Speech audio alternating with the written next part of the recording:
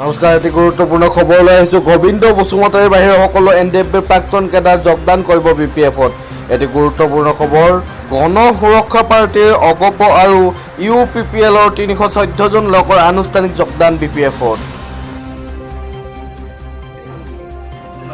মুছলপুৰ জিলা BPFৰ সভাপতি তথা আগন্তুক BTC নিৰ্বাচনৰ মুছলপুৰ পৰিষদীয় সমষ্টিৰ প্ৰাৰ্থী অংশুময় খুংগুৰ বড়োৰ সভাপতিত্বত আজি বিভিন্ন দল তথা সংগঠনৰ মুঠ 314 জন লোকে আনুষ্ঠানিকভাৱে যোগদান কৰে BPF দলত।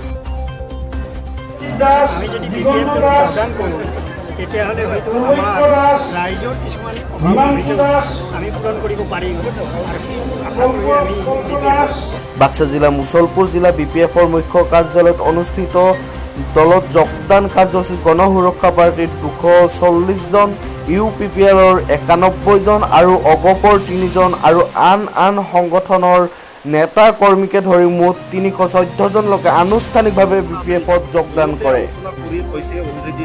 যোগদান কৰা নাই, ভিতৰত থাকিয়া কাম কৰি আছে।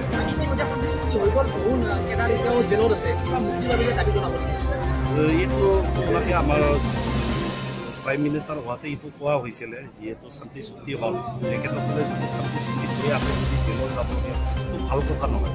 চুক্তিতে এইটো হ'ব লাগিছিল, গোটেই চুক্তিত কিবা হ'ব পাৰে।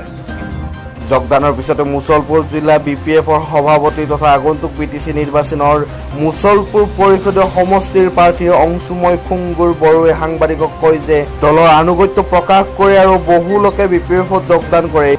ইতিমধ্যে বহু লোকে যোগাযোগ কৰি থকাৰ উপৰিও দলৰ হৈ কাম কৰি আছে। NDFBৰ নেতা গোবিন্দ বসুমতাৰীৰ বাহিৰে সকলো NDFBৰ প্ৰাক্তন কেডাৰ যোগদান কৰিব BPFত। সেয়েহে BPFৰ বিজয় নিশ্চিত বুলিও কয় প্ৰাৰ্থীগৰাকীয়ে। আনহাতে BTCত অস্ত্ৰ উদ্ধাৰ প্ৰসংগত কয় যে ইতিমধ্যে NDFBত 4টা গোটেই অস্ত্ৰ সম্বৰণ কৰিছে, গতিকে আন কোনোবা সংগঠনৰ হ'ব পাৰে।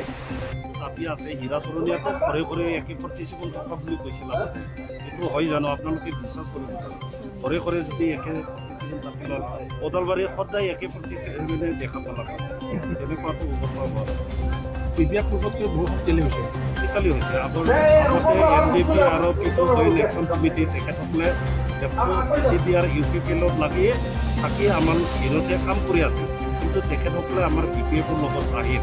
বাক্সাৰ পৰা নীৰেণ কুমাৰ শৰ্মা, দিছপুৰ নিউজ।